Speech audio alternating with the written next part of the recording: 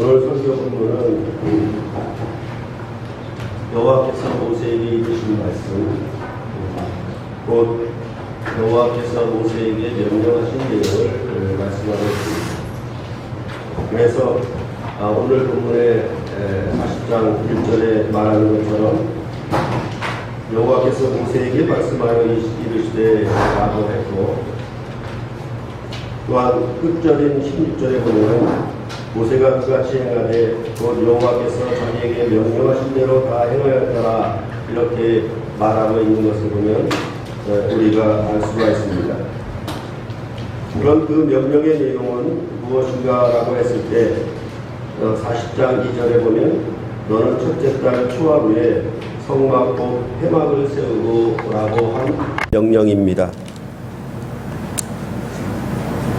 첫째 달 초하루에 성막을 세운다라고 하는 이 시간 개념, 그 날짜 개념은 우리가 그 설날을 지키는 것과 같습니다. 설날은 정월 초하루라고 그러고 그것은 새로운 한 해의 시작을 뜻합니다.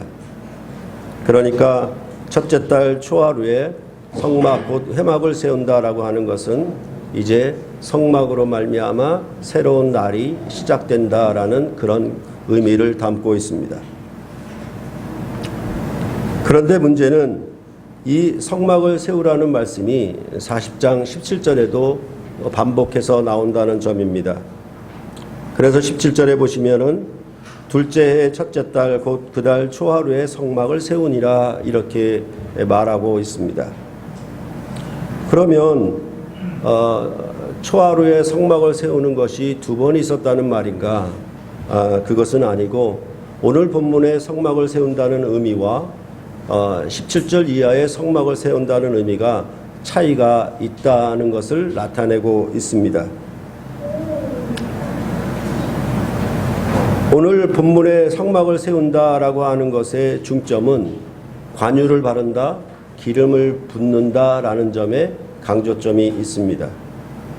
그리고 17절 이하에 성막을 세운다라고 하는 것은 이제 그 성막이 제대로 세워져서 그 기능과 역할을 시작하게 된다라고 하는 의미가 있습니다. 이런 의미의 차이점에 대해서는 지난 시간에 제가 예를 들어서 말씀을 드렸습니다.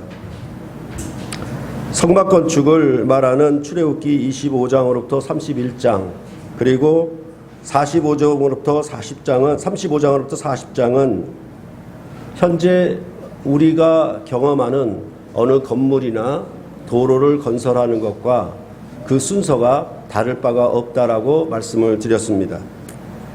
만약 경부 고속도로를 처음 건설한다고 하면 제일 먼저 고속도로의 용도와 목적을 정한 다음에 설계도를 작성할 것입니다.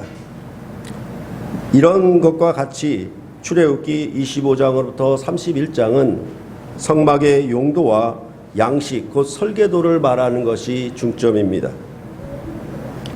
이렇게 고속도로의 설계가 끝나면 여러 건설 회사들이 자신들이 맡은 일정 지역의 고속도로 건설에 참여하게 될 것이고 그 건설 회사에 속한 노동자들은 이 고속도로 건설에 참여해서 고속도로를 완공해 나갈 것입니다.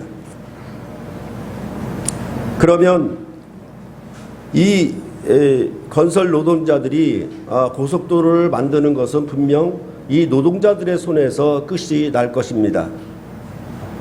그렇다고 하면 이 고속도로가 노동자들의 손으로 만든 것이 끝났다고 해서 막바로 고속도로를 사용하지 않습니다. 우선 이 고속도로를 제대로 만들었는지 준공검사를 해야 될 것입니다. 이거는 어느 건물이든지 마찬가지입니다.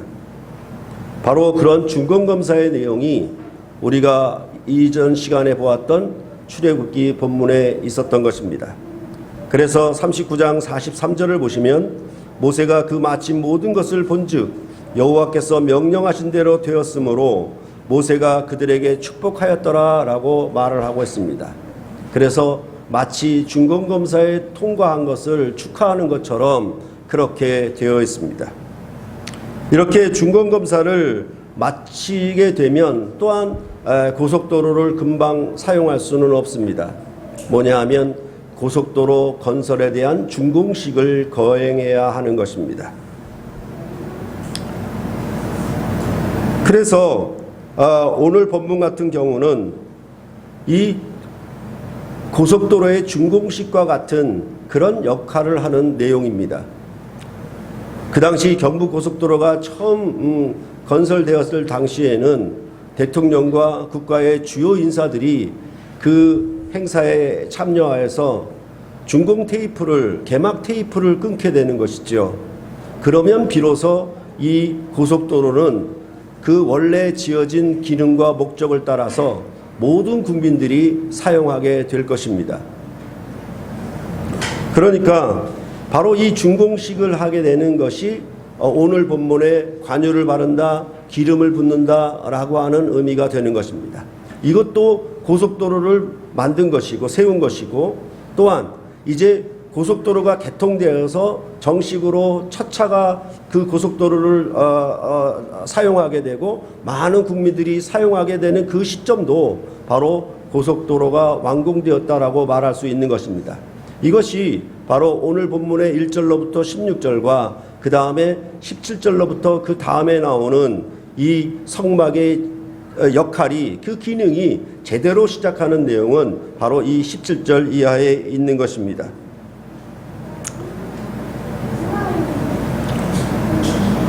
그렇게 되므로 이 준공식과 성막이 세워지게 되면 그것이 뭐냐 하면 이제 출애굽한 이스라엘 나라가 여호와 하나님의 나라로서 진정한 출발이 되는 것이죠. 그것이 정월 초하루, 둘째 해 정월 초하루에 시작된다라고 말씀을 하고 있습니다. 그래서 이제 율법 돌판이 주어지고 하나님의 궁전인 성막이 세워져서 이스라엘 나라가, 즉 하나님의 나라로서 정식으로 출발하게 되는 것을 바로 이 출애굽기는 마지막에 말을 하고 있는 것입니다. 그래서 이 성막이 완공되면은 이 성막에 여호와 하나님이 충만한 영광으로 그 성막에 임재하시고 거기서부터 통치를 시작하게 되는 것입니다. 그래서 비로소 이스라엘 나라의 하나님이 그 왕으로서 자기 백성을 통치하는 그 나라가 시작됨을 출애굽기 40장은 우리에게 말해주고 있는 것입니다.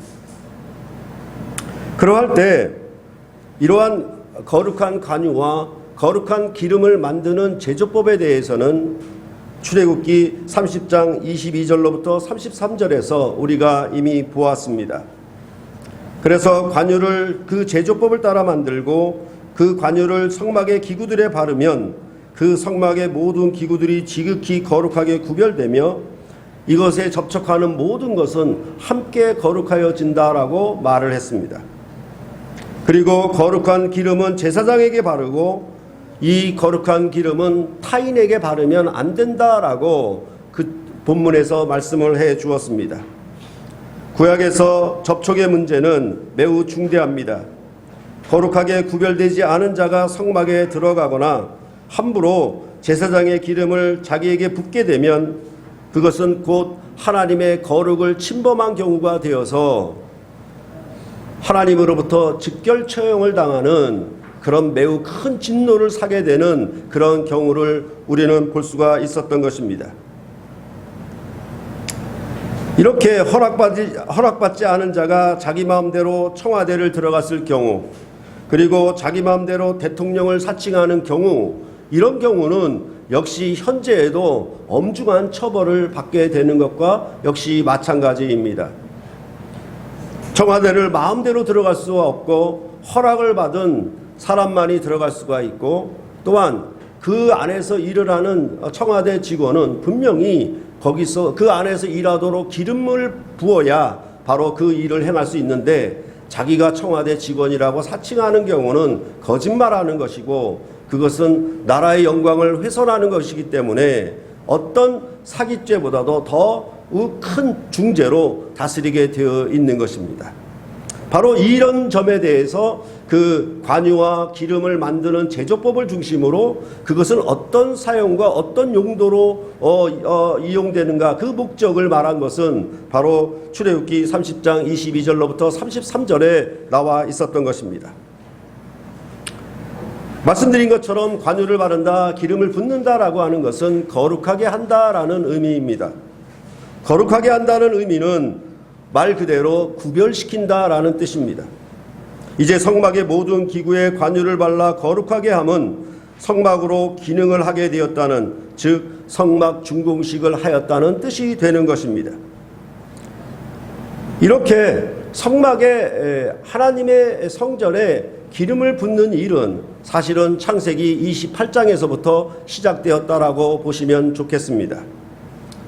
거기 보면은 하나님의 집, 곧 그 이름을 벳엘, 하나님의 집이라는 뜻으로 벳엘이라고 명명했는데, 거기는 바로 야곱이 형 에서를 피하여 외삼촌이 사는 하란으로 가다가 돌베개를 하고 잠이 든 곳이었습니다. 꿈에 보니 여호와의 사자가 큰 사닥다리가 하늘에 닿아 있었는데 그 사닥다리 위로 오르락내리락 하는 것을 보게 되었습니다. 그리고 하나님의 말씀을 거기서 듣게 되었던 것입니다. 그러자 야곱은 잠에서 깨어서 일어나서 이렇게 고백을 하게 되는 것입니다. 창세기 28장 26절로 19절에 보면 야곱이 잠이 깨어 이르되 여호와께서 과연 여기 계시거늘 내가 알지 못하였도다. 이에 두려워하여 이르되 두렵도다. 이것이요 이것은 다름 아닌 하나님의 집이요 이는 하늘의 문이로다. 그렇게 말하고 야곱이 아침에 일찍 일어나 베개로 삼았던 돌을 가져다가 기둥으로 세우고 그 위에 기름을 붓고 그곳 이름을 베델이라 하였더라. 이 성의 옛 이름은 루스더라. 이렇게 말씀을 하고 있습니다. 그러니까 그 베개를 기둥으로 세웠다는 것은 성전을 만들었다는 얘기고, 그 성전이 성전다워지는 것은 기름을 부었다는 얘기고, 그 곳을 가리켜 하나님의 집, 그것을 벳엘이라고 이렇게 명명한 것입니다.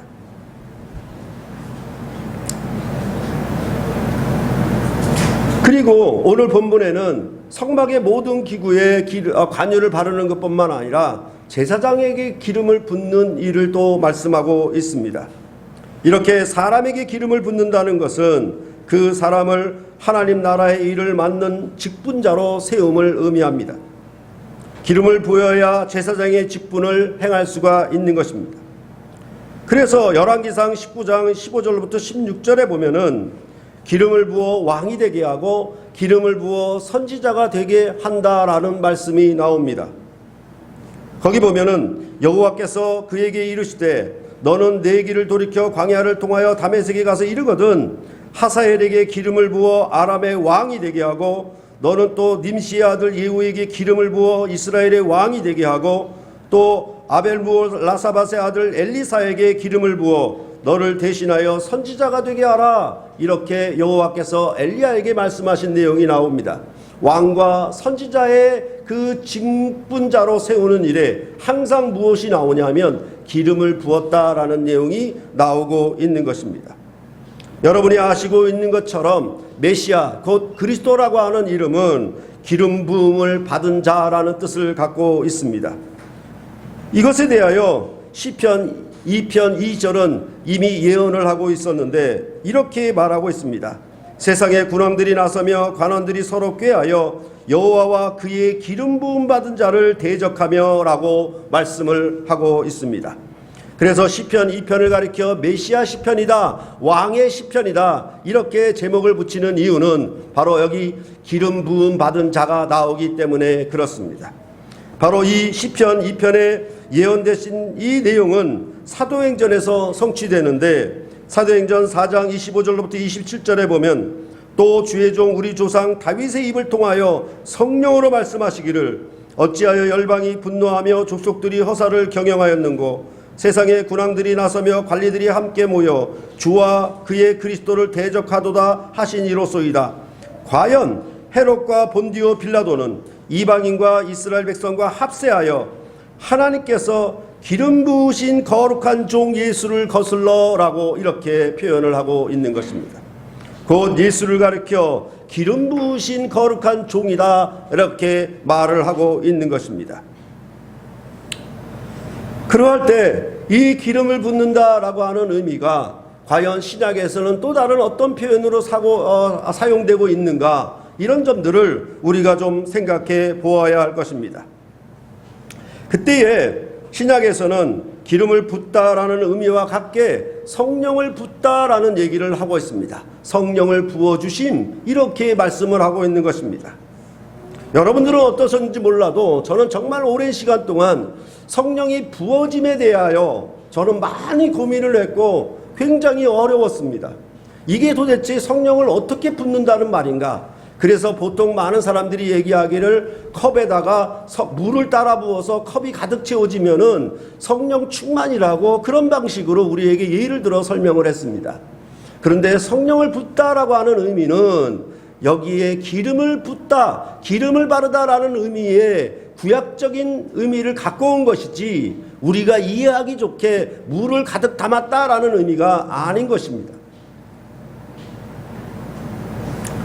그래서 여러분도 많이 들었겠지만은 성령의 불을 받는다라는 표현들을 우리는 부흥사나 여러 목사님들로부터 많이 들었을 것입니다.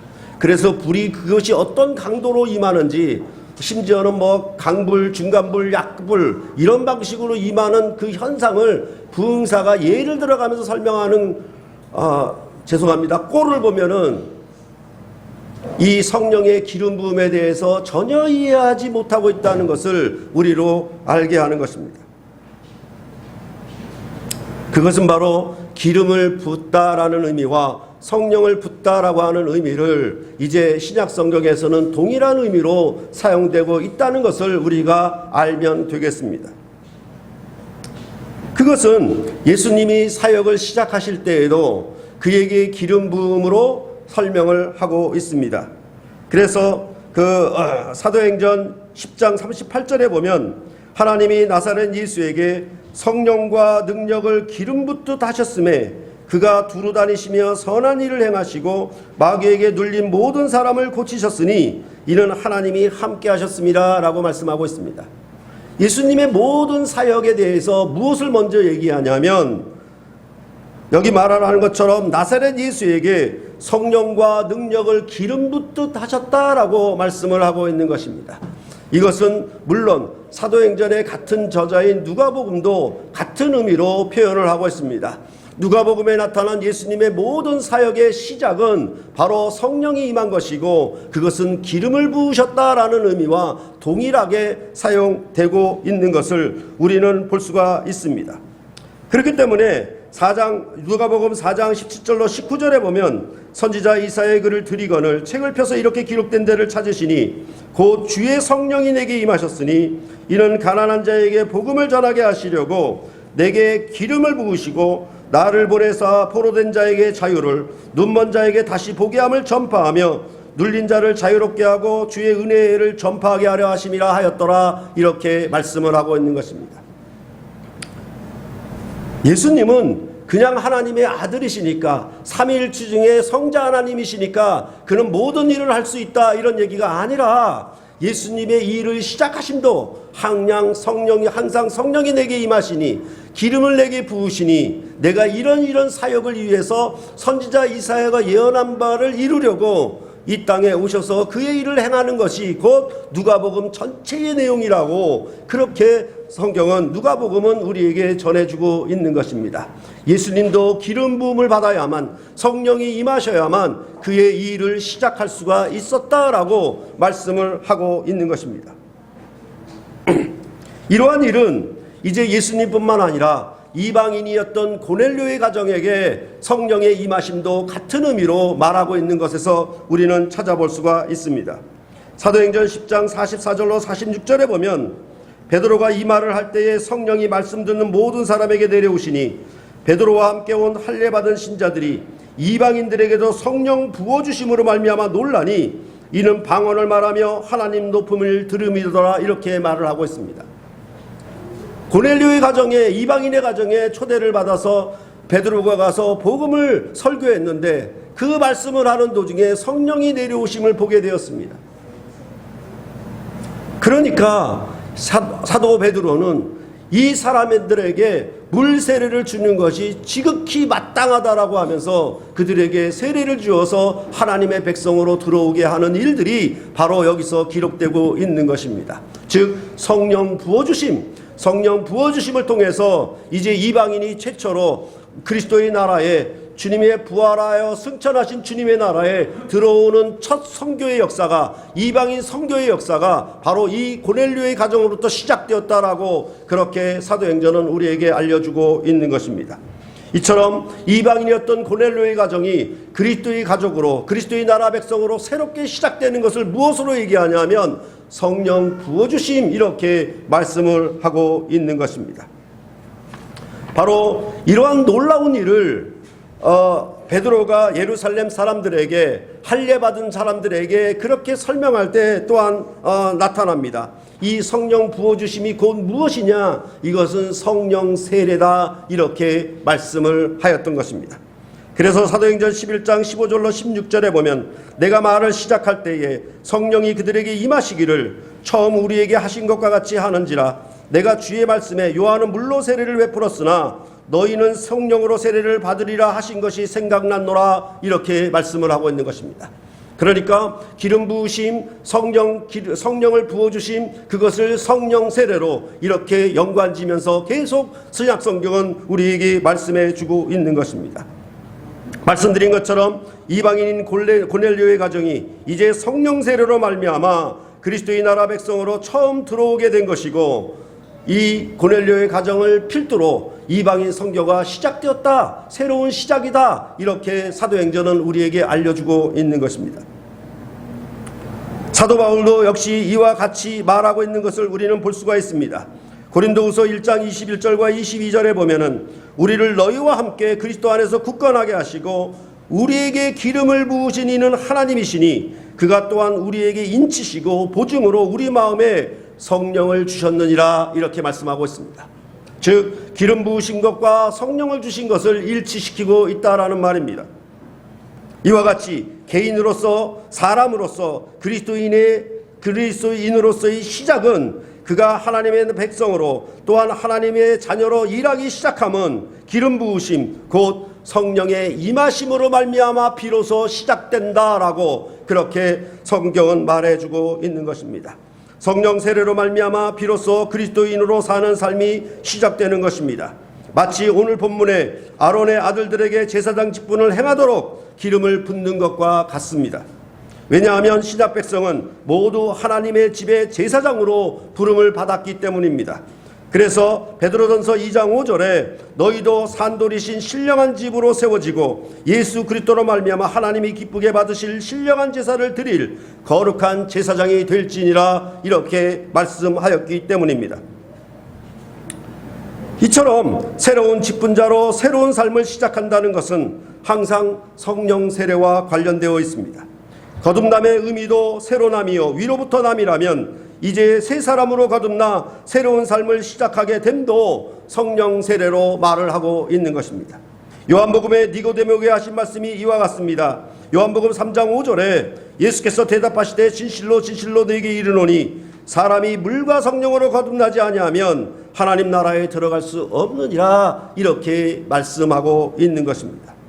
이것은 바로 새로운 출생을 말하는 것입니다. 새로남, 이것을 말을 하는 것이에요. 새로운 출생이니까 새로운 시작이죠. 새 사람으로 시작하는 삶이 무엇으로 얘기하냐면 성령으로 거듭나지 아니하면, 이렇게 말을 하고 있다라는 것입니다. 성막의 모든 기구에 관유를 발라 거룩하게 함과 같이 교회도 손으로 짓지 아니하는 하나님의 성전으로서 성령의 기름 부으심이 있어야만 비로소 교회가 출범하게 될 수가 있을 것입니다. 바로 오순절의 예루살렘 공동체에 성령이 강림했던 사건은 바로 교회에게 성령 기름 부으심이라, 이렇게 이해를 하라는 얘기입니다. 즉 오순절의 성령 강림을 통하여 이제 주님의 죽고 부활하신 생명의 나라의 그 시작을 만천하에 공개하고 알리는 사건이 바로 오순절 성령 강림이었다라고 사도행전은 우리에게 말해주고 있는 것입니다. 우리 주님의 죽고 부활하심으로 건축된 주님의 몸된 성전, 그 손으로 짓지 아니한 성전이 다 만들어졌습니다. 하지만 부활하신 영광으로만, 또한 그리스도께서 승천하심으로만 교회가 시작되는 것은 아닙니다. 그의 죽고 부활하심이 다 이루어졌어도 교회는 출발할 수가 없습니다. 왜냐하면 그 안에 기름 부음이 있어야 한다는 말입니다. 하나님의 뜻을 따라, 하나님의 말씀의 예언을 따라 그 모든 것이 다 이루어졌다 하더라도 반드시 이제 주님의 몸된 교회로서 성전으로서 출발하는 것은 성령의 기름 부음이 있어야 비로소 시작한다라는 의미인 것입니다. 그렇기 때문에 베드로가 이런 것을 설명할 때에 이제 교회가 예루살렘과 유대와 사마리아와 땅끝까지 부활의 증인으로 살아가는 그 삶의 시작은 이제 새로운 주님의 몸된 교회의 공동체가 새롭게 출발하게 되는 그 계기는 바로 오순절 성령 강림에 있는 것입니다. 그것은 요엘 선지자가 하신 말씀을 성취하심이다 라고 베드로가 설교하는 가운데 나타나는데, 그때 그 부으심을 뭐라고 얘기하냐면, 하나님이 오른손으로 예수를 높이심에 그가 약속하신 성령을 아버지께 받아서 너희가 보고 듣는 이것을 부어주셨느니라, 이렇게 말씀하고 있습니다. 성막의 모든 기구에 관유를 발랐다는 것은 이제 신약이 손으로 짓지 아니한 주님의 몸된 성전에서는 하나님이 말세에 내 영을 모든 육체에 부어줄 것이다. 곧 그리스도의 지체된 형제와 자매들, 이 모든 육체가 이제 손으로 짓지 않은 하나님의 성전이니까 이제 오순절 성령 강림은 뭐라고 이러냐면, 이제 젊은이들은 환상을 보게 될 것이고 남종과 여종이 이 하나님의 뜻을 알게 되는 그러한 성령 강림의 역사를 말하고 있는 것입니다.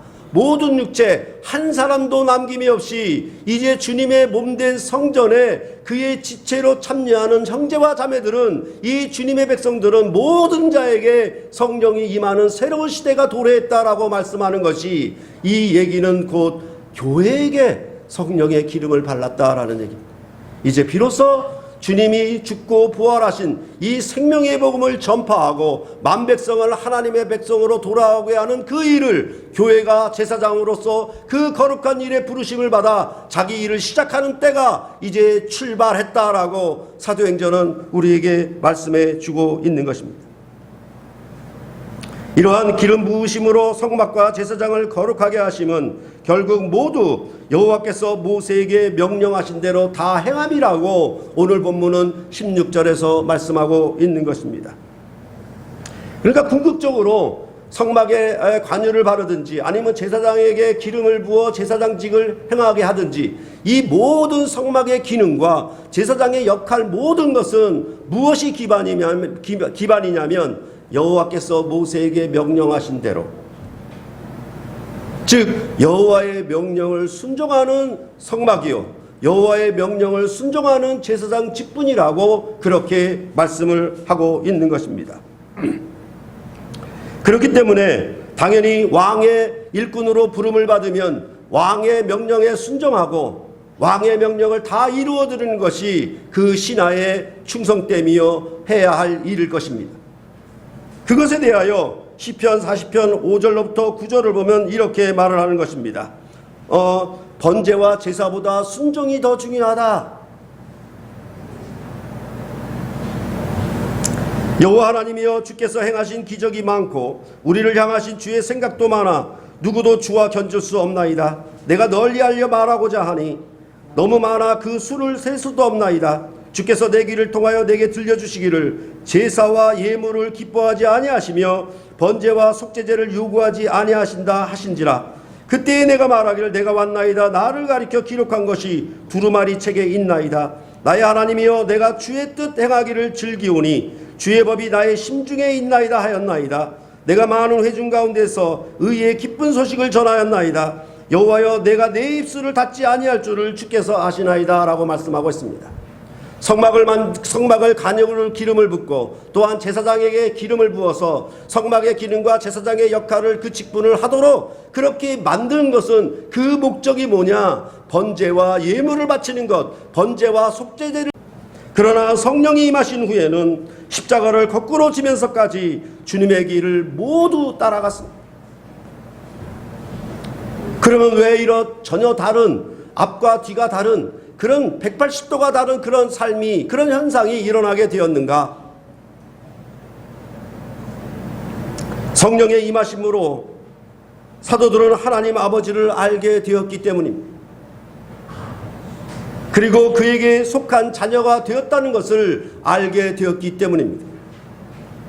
요한일서 2장 19절로부터 20절에 보면은 그들이 우리에게서 나갔으나 우리에게 속하지 아니하였나니 만일 우리에게 속하였다라면 우리와 함께 거하였으려니와 그들이 나간 것은 다 우리에게 속하지 아니함을 나타내려 함이리라. 너희는 거룩하신 자에게 기름 부음을 받고 모든 것을 아느니라. 이렇게 말씀하고 있는 것입니다. 기름 부음과 아는 것을 연결시키고 있습니다. 성령의 기름 부으심을 통해서 진리의 영을 통해서 하나님의 뜻, 하나님 아버지의 깊은 마음을 통달한 것과 역시 같은 맥락으로 말씀을 하고 있는 것입니다. 그러면 이 기름 부음을 통해서 도대체 무엇을 알게 되었다는 말인가? 그것은 바로 하나님 아버지가 사랑임을 알게 되는 것입니다. 그리고 우리가 하나님께로부터 난 자임을 알게 되는 것입니다. 하나님께 속해서 하나님으로부터 난 하나님의 자녀가 되었다라는 사실을 우리로 알게 한다라고 말씀을 하는 것입니다. 그것이 바로 니고데모에게 말씀한 거듭남입니다. 다시 남입니다. 위로부터 나는 것입니다. 새로 나는 것입니다. 새로운 출생이라고 그렇게 말했습니다. 우리의 처음 출생은 육에서 났습니다. 그러나 우리의 새로운 출생은 하나님께로부터 난 것입니다. 우리는 하나님의 자녀로 구원을 받은 새 사람을 입었다라고 성경은 말씀을 하고 있는 것입니다. 그것이 바로 성령의 기름 부으심, 성령의 세례로 말미암았다라고 성경은 말을 하고 있는 것입니다. 그래서 그 거듭남은 바로 예수 그리스도의 사랑의 계명이 자기 마음판에 새겨지는 것입니다. 이 기름 부으심은 그럼 우리가 여기다 참기름을 붓겠습니까? 들기름을 붓겠습니까? 이제는 그런 기름 부은 일이 없어요. 근데 그것이 성령 세례인데 뭐라고 얘기하냐면 이 성령의 세례가 바람이 임의로 불며 어디서부터 어디로 가는지 그것을 알지 못하도록 성령 세례가 임한다라고 말씀하고 있는 것입니다. 구약의 기름 부음은 분명히 기름을 바르고 기름을 부어야 그 사람이 왕이든 선지자이든 제사장으로 그 직무에 취임할 수가 있었습니다. 그러나 신약의 새로운 기름 부음은 성령의 기름 부음이요 그것을 성령 세례라고 말을 하는데 그 성령은 바람과도 같아서 어디서부터 왔는지 어디로 가는지 알지 못한다라고 말씀을 하고 있는 것입니다.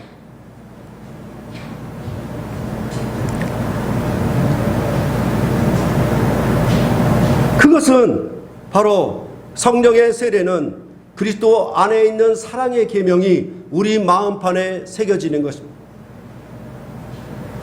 그래서 요한일서 4장 11절로부터 13절에 사랑하는 자들아 하나님이 이같이 우리를 사랑하셨은즉 우리도 서로 사랑하는 것이 마땅하도다. 어느 때나 하나님을 본 사람이 없으되 만일 우리가 서로 사랑하면 하나님이 우리 안에 거하시고 그의 사랑이 우리 안에 온전히 이루어지니라. 그의 성령을 우리에게 주심으로 우리가 그 안에 거하고 그가 우리 안에 거하시는 줄 아느니라. 여기서 거한다는 것은 성전에 거한다라는 의미입니다. 하나님을 본 사람이 없어요. 근데 하나님이 우리에게 거하심을 알아요. 어떻게 아는가? 하나님의 사랑이 우리 안에 새겨지면, 하나님의 사랑의 계명이 우리 안에 있으면 그것은 하나님이 우리 안에 계시고 우리가 하나님 안에 있다는 산 증거가 된다.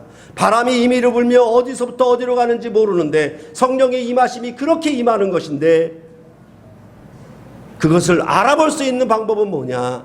그리스도의 사랑의 계명이 내 마음에 임하는 것.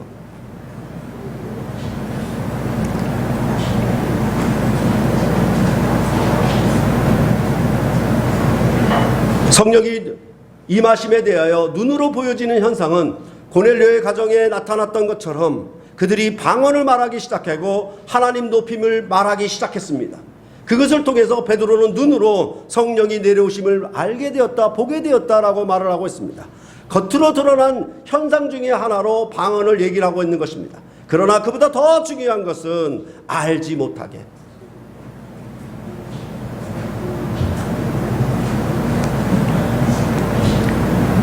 그것은 바로 여러분이 누구를 사랑한다라고 하는 마음이 생겼을 때 그 사랑하는 마음이 도대체 어디 있다가 어디로 왔습니까? 불이 임하는 것처럼, 방언의 소리가 나는 것처럼 그렇게 임하답니까? 아니라 이 도대체 어디서부터 왔는지 어디로 가는지 몰라요. 그런 것처럼 주님을 사랑하는 그 사랑의 마음이 우리 안에서 성령 세례로 말미암아 우리 마음판에 새겨지는 거예요. 그게 바로 뭐냐면 주를 믿는 자들에게 세례를 통해서 성령의 임하심을 통하여 그 기름 부으심을 통하여 하나님의 자녀로 출생하는 것이고 거듭나는 것이고, 우리의 출생은 땅에 있지 않냐고 하나님께로부터 난 자라고, 그렇게 우리를 인치는 사건이 바로 성령 세례 사건입니다. 이것이 없으면 아무도 주를 알지 못하고 주를 보지 못하고 주의 말의 의미를 깨닫지 못하게 된다라고 성경은 일관적으로 우리에게 말씀해 주고 있는 것입니다. 그럴 때 순종한다는 것은 사랑을 알고 순종하는 것과 기계적으로 명령에 복종한다라고 하는 것은 차이가 있습니다.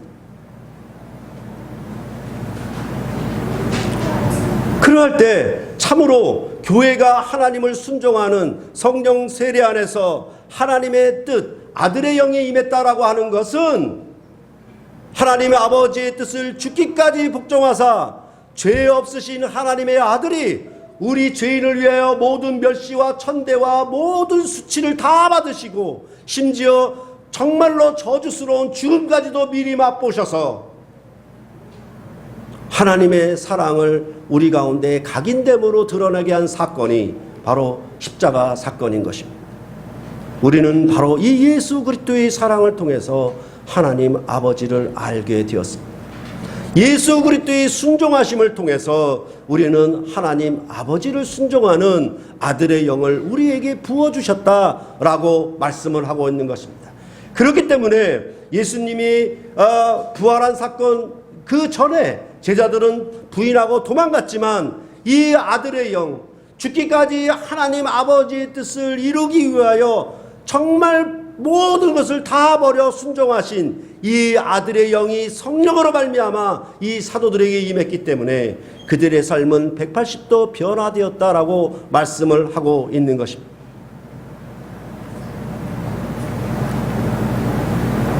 우리도 역시 마찬가지입니다. 바로 이 성령의 임하심, 성령 세례가 임하심이 없이는 그리스도의 인으로서의 새 사람으로서의 삶이 발동되지를 못합니다. 그것은 바로 확인해 볼 수 있는 시금석은 주님의 사랑이, 그리스도의 사랑이 그냥 인간이 인간을 사랑하는 사랑이 아니라 죄인을 위하여 하나님의 영광의 보좌를 버리시고 하나님의 아들이 사람으로 낮추어져서 십자가에 죄인의 우두머리로 돌아가신, 죄인을 살리고 죄인을 사랑하신 그 사랑으로 사랑하는 마음이 자기에게 새겨져 있다면 그들은 성령 세례를 받은 자입니다. 이들은 군대에서 명령함으로 복종하는 그런 군대 사회가 아닙니다. 사랑으로 마음이 자원하여 하나님 아버지의 뜻을 순종하는 그런 지혜가 샘솟는 그런 놀라운 은혜의 사람이 되는 것입니다. 바로 주님 안에 베푸신 하나님 아버지의 사랑이 그리스도가 우리를 사랑하신 것처럼 우리도 서로 사랑함으로 성령이 임한 것을 알게 합니다. 예수를 믿는다고 하면서도 형제도 모르고 자매도 모르고 주님의 몸된 이 언약 공동체를 모르고 자기만 구원받겠다고 하는 것은 어불성설입니다. 그것은 그리스도의 사랑이 아니기 때문에 그렇습니다. 자기 사랑이지요. 예배를 참석하고 교회를 나오는데 형제자매의 사랑, 죄인을 위하여 자기를 위하여 십자가에 죽기까지 복종하신 이 아들의 영으로 세례되지 않은 사람들은 정말 교회에 나오는 것이 정말 힘들고 정말 짜증나고 어려울 것입니다. 그러나 참으로 주님의 사랑이 성령 세례 안에서 자기에게 임한 자들은 이것을 기뻐하고 정말 낮은 자의 위치에 처하며 약하고 부족한 자를 일으켜 세우는 이런 십자가를 지고 가는 삶이 즐겁고 기쁘고 감사하고 영광스럽게 여겨지는 바로 놀라운 이 세상의 사람들과 다른 구별된 거룩한 그리스도인으로서의 하늘에 속한 신령한 사람이 이 땅에 존재하게 되는 것이고, 그 사람들의 모임이 바로 주님의 몸된 교회요 그의 성전이라고, 성령이 거하는 성전이라고 그렇게 말씀하고 있는 것입니다. 우리 모두가 다 성령 세례 안에서 샘물교회가 한 사람도 빠짐이 없이 모든 육체에게 내 영을 부어주어서 늙은이나 젊은이나 남종이나 여종이나 모두가 다 주의 사랑이 자기 마음에 새겨져서 억지로 복종하는, 계급관계이기 때문에 복종하는 것이 아니라 주님을 사랑하고 하나님을 사랑함으로 형제를 사랑하는, 내가 너희를 사랑한 것 같이 너희도 서로 사랑하라고 하는 이 주님의 계명이 마음판에 새겨져서 성령의 임하시는 역사를 통하여 우리가 이곳에 사랑의 집을 세운다면, 성령이 거하는 하나님의 집을 세운다면 여러분은 참되고 거룩하고 의로운 제사장이 되는 것입니다. 이러한 교회를 여러분과 제가 이 땅에 이 시대에 세워가기를 간절히 바라는 것입니다. 기도하겠습니다.